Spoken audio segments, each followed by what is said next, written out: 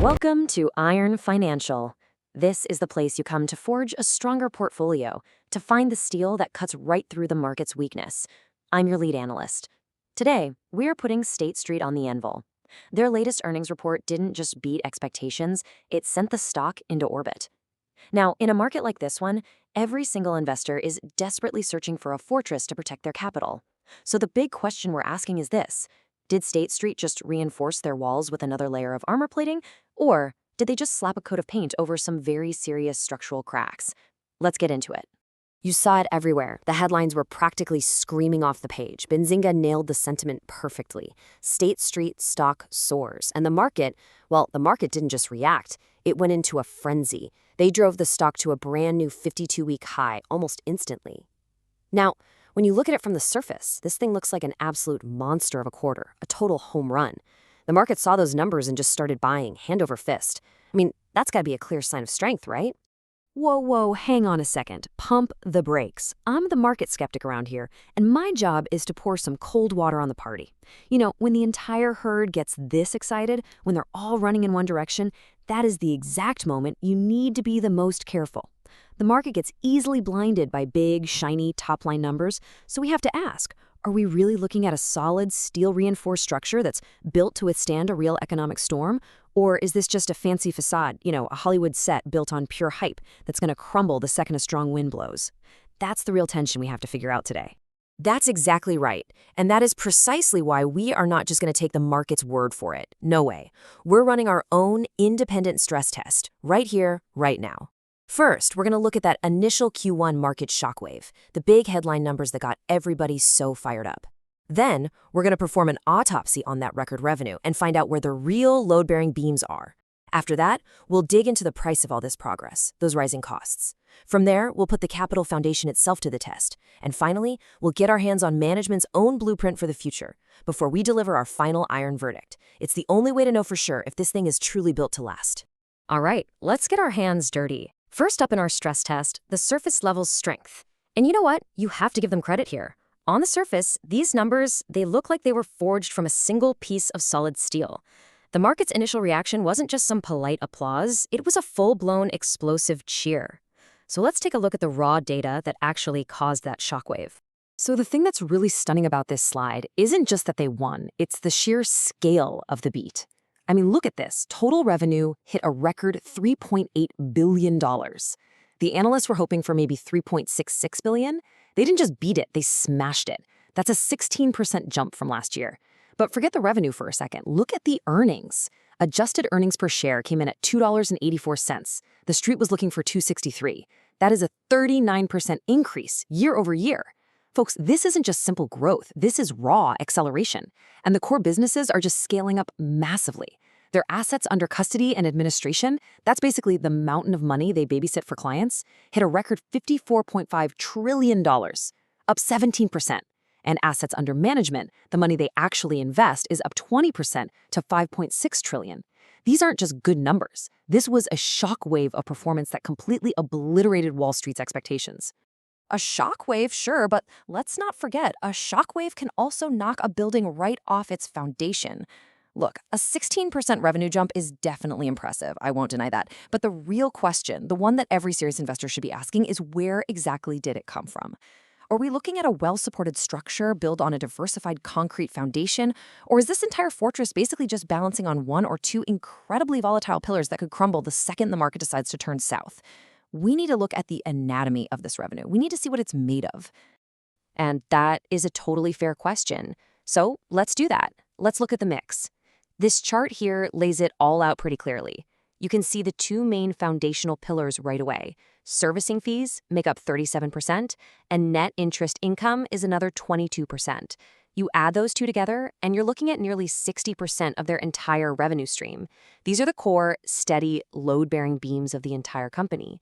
Those servicing fees, they're tied directly to that $54.5 trillion in assets we just talked about. That makes them incredibly sticky and predictable. And the net interest income, well, that's driven by the broader interest rate environment. So based on this, the foundation looks pretty solid, and just as importantly, diversified. The foundation is solid, okay? I will grant you that. But this slide right here, This is where the story gets interesting. This shows where that real power surge came from. This is what was behind that massive beat everyone got so excited about. Just look at that number for foreign exchange trading services, up almost 30% year over year. That is a gigantic spike. And yeah, management fees and net interest income growth are strong, but that FX number, it absolutely screams volatility to me. How much of that 29% growth was just State Street getting lucky and riding a huge wave of market chaos? A volatile market can be a massive tailwind one quarter and a devastating headwind the very next. You simply cannot build a durable, long-term portfolio on something that's shaky. And that right there is the absolute critical question, isn't it? Was this pure skill or was it just blind luck? But here's the thing, the data actually gives us a pretty clear answer. If you dig into the earnings call transcript, management pointed out that client trading volumes were up 25%, hitting a record high. So listen, this wasn't just about the market getting crazy and creating wider spreads for them to profit from. This was about more clients on their platform executing more trades. That suggests a fundamental strength in their franchise, in their actual client relationships. It wasn't just a lucky break from a chaotic market. So the bottom line is, yeah, the environment helped, no doubt, but the real growth was driven by the core strength of their platform. Okay, let's just say, for the sake of argument, that I accept the revenue growth has some real structural support. Fine. But revenue, as we all know, is only one half of the story. To build something this big, this fast, it costs a ton of money. And when I flip the page and look at the other side of the ledger, my eyebrows go up. I'm seeing that total expenses jumped nearly 15% year over year to $2.8 billion. That is a huge price tag. So which is it? Are we looking at the necessary cost of retooling for an even bigger future? Or are these just costly, ongoing repairs to a fundamentally flawed machine? You're right. Expenses are definitely up. And this, I think, brilliantly illustrates a key point here. This kind of growth requires some serious heavy lifting. You simply don't get 16% revenue growth for free. The CFO, John Woods, he was very clear on the call about this. He said about 5 percentage points of that entire expense jump was directly tied to the higher revenue. It's simple logic. More business means more processing costs, more activity. It's just the cost of doing business at a much higher scale. So you can't just see this as spending. You have to see it as an investment in the very infrastructure they need to support this new higher level of activity.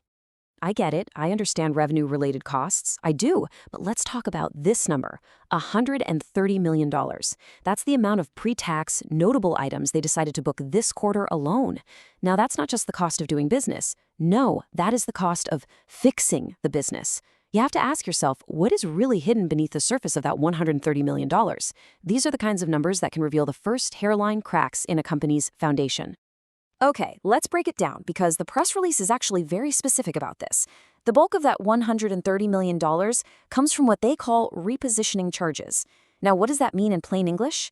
It means workforce rationalization. That's a fancy word for layoffs. It means optimizing their real estate footprint, getting rid of expensive office space they don't need anymore.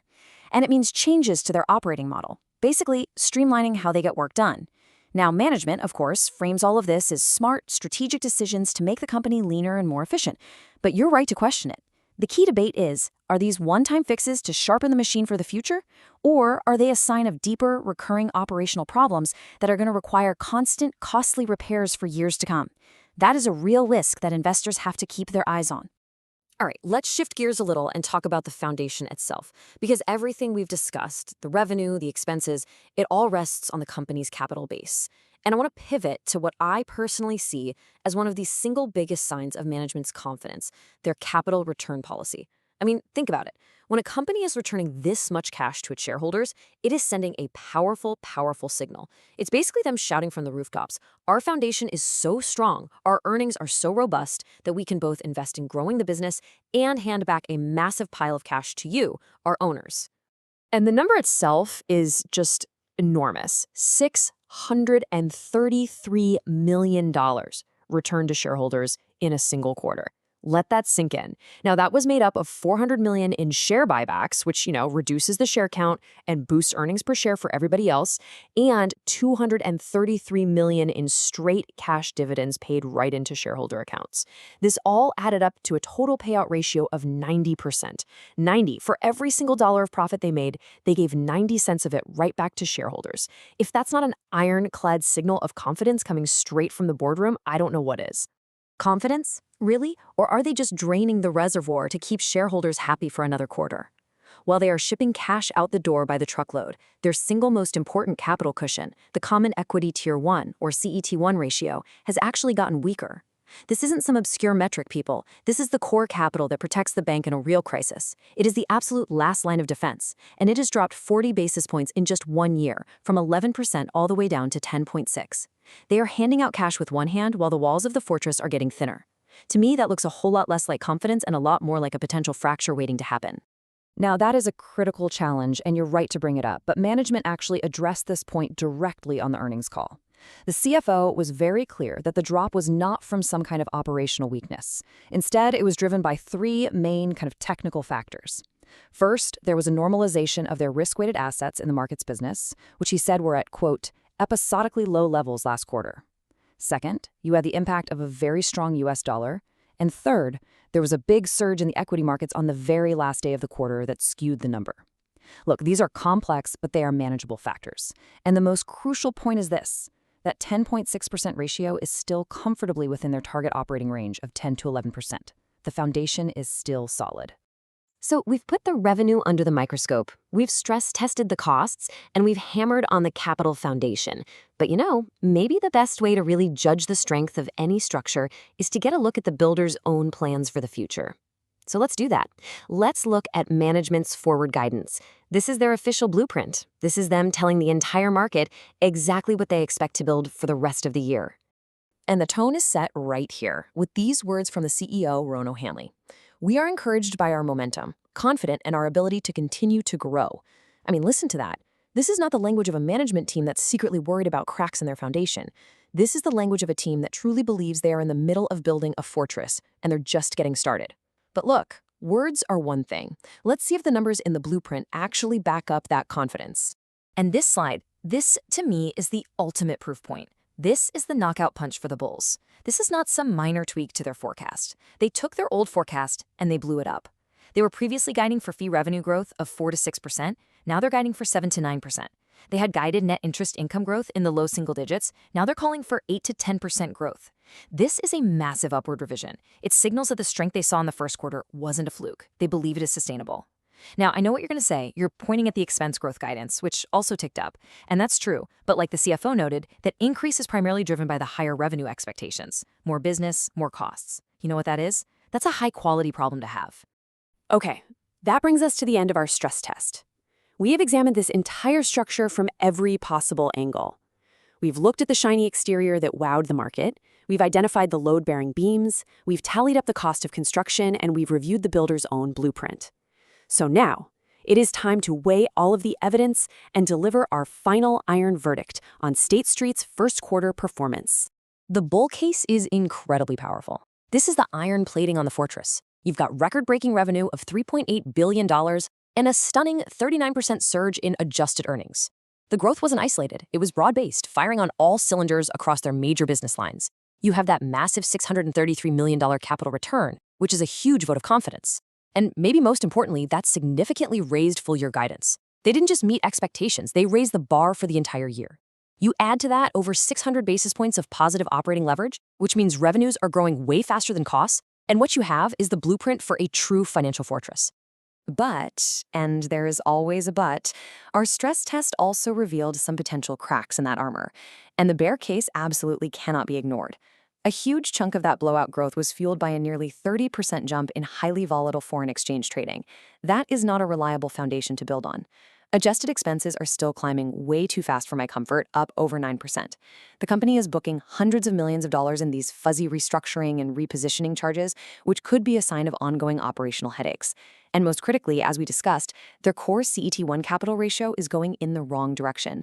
They're shipping cash out the door while their key safety buffer gets thinner and thinner. These are the fractures an investor has to watch very, very carefully. So that is the final question that we are going to leave you with. Is State Street truly forging an impenetrable financial fortress, with this amazing quarter proving the fundamental strength of its design and materials? Or was all this incredible performance just a temporary illusion, a beautiful facade that was built on the shifty fans of market volatility and could get washed away in the very next storm? The evidence, as you've seen, points in both directions, and the final verdict, well, That's up to you to decide. To continue forging a stronger portfolio with this kind of deep dive analysis, make sure you are subscribed to Iron Financial. Quick disclaimer, everything I share is for entertainment and informational purposes only.